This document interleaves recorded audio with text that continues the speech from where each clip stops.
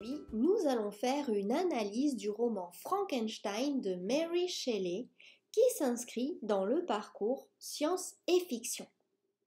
N'oublie pas de t'abonner pour ne rien rater de mes prochaines vidéos et aussi pour m'encourager à continuer. Le thème de la soif de connaissance. Victor et Walton sont tous deux motivés par la curiosité. Même enfant, Victor voyait le monde comme un secret que je voulais découvrir. Leur curiosité les conduit à l'obsession, et l'obsession les amène à prendre des risques. La curiosité de Victor le pousse à créer un monstre qui provoque de nombreux décès. La curiosité de Walton conduit son navire dans les glaces où il peut être écrasé et détruit, mettant tout l'équipage en danger de mort. Cependant, il écoute les supplications de ces hommes et accepte de se retirer. Le monstre aussi est curieux, espérant d'abord en apprendre davantage sur l'humanité, puis poussé par la curiosité intellectuelle à chercher autant d'apprentissage qu'il peut en glaner dans les livres. Comme Adam, ils sont curieux de savoir et tous deux en souffrent. Tous les trois sont dans une certaine mesure autodidactes, illustrant cette curiosité. Victor a lu des auteurs qui ont étudié des livres sur l'alchimie. Walton explique dans l'une des premières lettres qu'il est autodidacte et la curiosité insatiable du monstre l'amène à lire tous les livres qu'il trouve. Le roman suggère cependant que l'auto-éducation a des limites et des dangers. Victor déplore que son père n'ait pas dirigé davantage son apprentissage, suggérant que cela lui aurait évité des erreurs. Walton trouve son auto-éducation lacunaire. Le monstre accepte ce qu'il lit comme vérité, croyant même que le poème épique de Milton Paradis perdu est un fait historique. Le fait que Mary Shelley, autodidacte, crée ces trois personnages qui montrent les limites de l'auto-éducation suggère sa propre ambivalence sur le manque de scolarité formelle et rappelle les arguments de sa mère selon lesquels les femmes devraient être éduquées de la même manière que les hommes. Le thème de l'idéalisme scientifique. À la fin du XVIIIe siècle, Galvani a captivé l'Europe avec ses expériences sur les effets de l'électricité sur les animaux disséqués. Il a avancé que les corps des animaux avaient de l'électricité animale, une position contestée par Alessandro Volta, qui a postulé que les corps conduisaient l'électricité d'un métal à l'autre.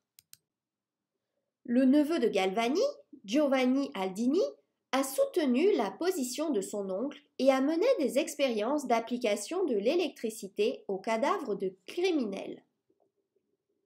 Un témoin oculaire a décrit un résultat mené à la prison de Newgate à Londres en 1803. Lors de la première application du processus au visage, les mâchoires du criminel décédé ont commencé à trembler et les muscles adjacents ont été horriblement tordus et un œil a en fait été ouvert. Dans la partie suivante du processus, la main droite a été levée et serrée et les jambes et les cuisses ont été mises en mouvement. L'électricité n'était que l'un des domaines de découverte scientifique à la fin des années 1700 et au début des années 1800 qui semblaient promettre de grandes améliorations dans la vie humaine. Dans l'introduction à l'édition de 1831 de Frankenstein, Mary Shelley a fait référence au galvanisme, du nom de Galvani, en relation avec la réanimation des cadavres, bien que dans le roman lui-même, le processus de Victor ne soit pas décrit. Son intérêt de jeunesse à trouver la source du principe de vie montre sa conviction idéaliste que de telles profondeurs puissent être découvertes. Cependant, son succès dans l'animation du monstre met en évidence le point de vue de Mary Shelley selon lequel l'expérimentation scientifique, portée trop loin, peut produire une tragédie. Walton incarne également le thème de l'idéalisme scientifique. Quoi de plus idéaliste que le pôle Nord qu'il imagine, comme décrit dans sa première lettre à sa sœur. Il ne voit pas la région comme le siège du gel et de la désolation, mais comme une région de beauté et de délices, où la neige et le gel sont bannis. Il espère également faire une découverte glorieuse et ainsi gagner en renommée. L'idéalisme scientifique est lié à l'ego. À la fin du roman, il est réprimandé par le récit de Victor. La survie l'emporte sur l'idéalisme scientifique et il accepte de faire demi-tour avec son navire. Le thème de la désillusion. Victor est clairement désillusionné par ses actions dans la fabrication du monstre.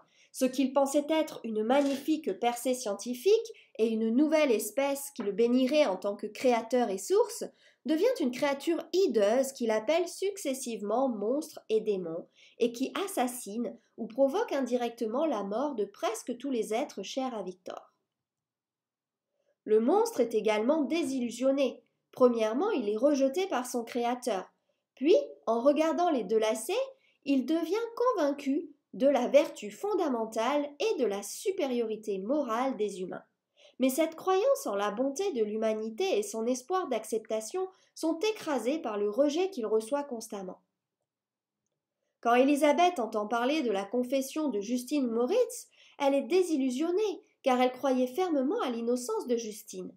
Lorsqu'elle entend l'explication de Justine selon laquelle la confession est fausse, sa foi en la femme est rétablie. Elle est le seul personnage dont la désillusion est résolue. Le thème de la perte. Avec sa propre naissance, cause de la mort de sa mère, et avec l'écriture de ce roman réalisé dans le contexte de la mort de sa demi-sœur, la première épouse de Percy, et du fils de Mary et Percy, Mary Shelley avait un sens aigu de la perte humaine et de la souffrance et du chagrin qu'elle causait. Ce sens imprègne le roman. Élisabeth perd sa mère enfant, comme Mary Shelley, et perd également sa mère adoptive, qui meurt d'une maladie à laquelle Élisabeth survit, d'une certaine manière, un autre parallèle avec Mary. La perte de Caroline Frankenstein entraîne également le mariage de Victor et Élisabeth, car la mort de Harriet Shelley a ouvert la porte au mariage de Mary avec Percy. De nombreuses pertes en amènent d'autres. Par exemple, la mort de William est suivie de l'exécution de l'innocente Justine. La mort de sa femme, de son fils, du meilleur ami du fils aîné et de sa fille adoptive pousse Alphonse Frankenstein vers sa propre mort. Tant de pertes n'ont pas pu être supportées. Victor subit les pertes de pratiquement toute la famille. Seul Ernest survit, ainsi que son meilleur ami. Walton perd la possibilité d'avoir Victor comme ami à la fin du roman, bien que sa perte soit moindre par rapport à celle des autres. Le monstre perd les attentions et les affections de son créateur, une figure paternelle. Il perd une affection possible des deux lacets, et il perd sa chance de bonheur avec la destruction du monstre féminin. La perte est partout pour Frankenstein. La culpabilité qui ronge Victor, et finalement le monstre, résulte de leur connaissance de leur propre rôle dans les pertes causées aux autres. La connexion romantique à la nature. Plusieurs personnages de Frankenstein, Victor, Henry, Walton et le monstre, sont émotionnels, imaginatifs et profondément émus par la nature, caractéristique du mouvement romantique. Au chapitre 17, par exemple, Victor décrit comment Henry était un être formé dans la vérité de la nature. Shelley cite Wordsworth, un poète qui incarne le sens romantique du pouvoir de la nature d'affecter l'âme humaine. Shelley mentionne le Mont Blanc, un symbole important pour les romantiques, comme le centre de ce lien avec la nature à plusieurs reprises dans le roman. Elle et Percy Shelley avaient fait un voyage au Mont Blanc lors de leur voyage à travers l'Europe, et Percy a écrit un poème présentant le sommet comme éternel et inspirant qui a été publié dans le récit de Mary sur leur voyage. Coleridge avait également écrit un poème louant la montagne. La compagnie humaine. Walton aspire à un ami, écrivant à sa sœur, mais j'ai un besoin que je n'ai jamais pu satisfaire, dont il considère le manque comme un mal des plus graves. Il est sans amis. Le monstre aspire également à la compagnie humaine, essayant de se lier d'amitié avec la famille de Lacey, William et Victor. Le monstre convainc Victor de lui construire un compagnon pour soulager sa solitude angoissée. Lorsque Victor change d'avis et détruit le monstre féminin, le monstre riposte en tuant les amours de Victor, Henry et Elizabeth, ce qui lui fait ressentir la douleur d'une solitude profonde. Le monstre est motivé à agir comme il le fait en grande partie par solitude. Il ne commet ses actes les plus horribles qu'après s'être vu refuser la compagnie humaine. Les parallèles entre le monstre et Walton, dans leur désir de compagnie, suggèrent que l'homme et le monstre sont plus similaires que l'un ou l'autre ne le reconnaîtrait. Walton a cependant une amie, sa sœur. C'est quelqu'un à qui il peut se confier et même à qui il peut raconter les sombres vérités qu'il a vues et entendues. Walton est capable de partager les horreurs qu'il a vécues. L'angoisse de Victor est causée en partie par le fait qu'il garde sa formation du monstre secrète. Jusqu'à ce qu'il rencontre Walton, quand il sait qu'il est en train de mourir, Victor ne dit à personne ce qu'il a fait. Incapable de se décharger, Victor manque également de compagnie, même s'il a de la famille et des amis. Le thème de l'injustice. L'injustice est un autre thème du roman. Le rejet du monstre par Victor et d'autres humains en est un exemple clair, mais au cours du roman, le monstre montre qu'il n'est pas irréprochable. Il est coupable de plusieurs meurtres et d'avoir réussi à faire condamner une victime innocente, Justine. Son comportement pourrait refléter l'opinion godwinienne selon laquelle les institutions sociales sont par nature injustes. L'histoire de la famille de Lacey révèle d'autres exemples d'injustice, car le père et la sœur de Lacey sont injustement punis pour les actions de Félix. Le comportement du monstre reflète également l'opinion godwinienne selon laquelle l'injustice engendre le crime, comme le souligne Percy Shelley dans sa préface à la première édition, et comme le dit le monstre lui-même. Dans son dernier discours, prononcé à Walton avant son départ, il se plaint d'avoir été méprisé dans sa recherche de compagnie humaine et ajoute « N'y avait-il pas d'injustice dans cela ?» Victor aggrave son orgueil scientifique par de l'injustice. Il rejette le monstre plutôt que d'accepter la responsabilité de ce qu'il est. Et cet aspect du roman reflète les opinions sociales de William Godwin. Le père de sa fille agit injustement envers Félix et les deux Lacey traitent aussi le monstre injustement. Le thème de la lumière et des ténèbres. La lumière est un symbole positif dans Frankenstein, représentant l'espoir, la connaissance ou l'apprentissage et la découverte. Walton introduit ce symbole lorsqu'il décrit le pôle Nord comme un endroit où le soleil est toujours visible, une région de beauté et de délices.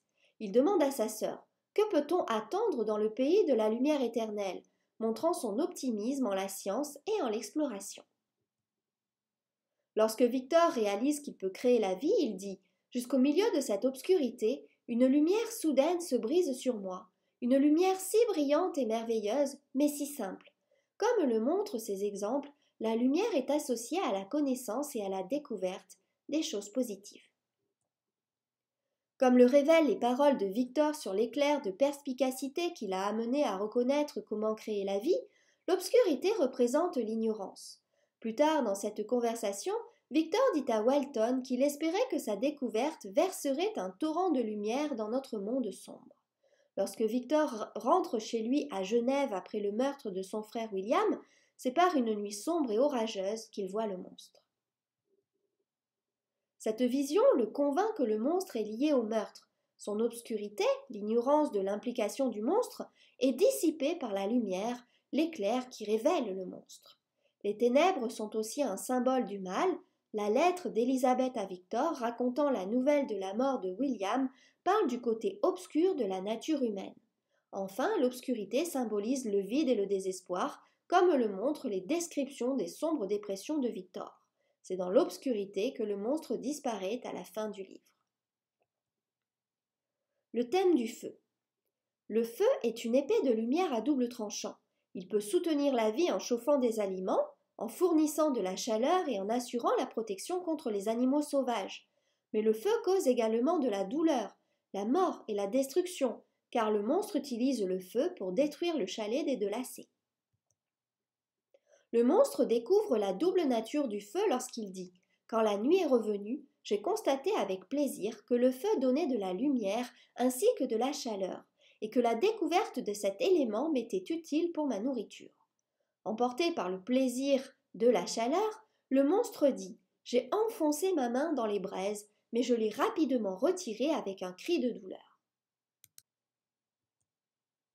Le monstre a également l'intention d'utiliser le pouvoir destructeur du feu pour se détruire, éliminant ainsi tout souvenir de lui dans le monde. Comme pour les connaissances scientifiques, le feu peut à la fois aider et nuire. Le symbole du feu rappelle également le mythe de Prométhée, alors qu'il apportait du feu aux humains. Le thème d'Adam et Satan. Le monstre est à la fois symbolisé par Adam, le premier homme, et Satan. Victor le crée et il est le premier et le seul de son genre. Mary Shelley fait allusion au poème épique de Milton, Paradis perdu, à l'épisode biblique de la chute du Jardin d'Éden au début du roman, et le monstre semble identifié à Adam dans les lignes citées qui servent d'épigraphe au roman. La référence se retrouve dans plusieurs aspects du livre, y compris l'identification explicite du monstre à Adam lorsqu'il raconte son histoire à Victor et dit « Je devrais être ton Adam ». En outre, comme Adam, le monstre est curieux du monde et désire un partenaire. En revanche, le monstre est aussi Satan, chassé du ciel. Comme Satan, le monstre rejeté vit en enfer, puisqu'il souffre d'être rejeté. Il est aussi comme Satan après sa chute. Victor espérait le rendre beau, au lieu de cela, il est hideux, une version bien inférieure à celle souhaitée par le Créateur. L'état de déchéance du monstre peut également être vu du point de vue de Victor dans sa vengeance violente. Dans cette interprétation, Victor est assimilé à Dieu, le Créateur. Victor crée le monstre, il lui donne vie, mais Victor rejette ensuite sa création, abandonnant toute responsabilité à son égard. Dieu punit sa création, Adam, pour sa désobéissance. Ici, le symbole Adam-Satan prend une autre tournure, car le monstre qui assassine est également capable de gentillesse et de compassion. Il ressent l'amour et la bonté fondamentale des deux lacets. Victor chasse le monstre, comme Dieu a chassé Adam du Jardin d'Éden, mais Victor est surtout celui qui fuit après avoir créé le monstre. En un sens, lui aussi, c'est Adam, honteux et horrifié d'avoir touché au fruit défendu de l'arbre de la connaissance, de se hisser dans le rôle de créateur. L'épigraphe plaintif pourrait être ses paroles, ainsi que celles du monstre, alors qu'il se lamente d'avoir été mis au monde et autorisé à faire le mal.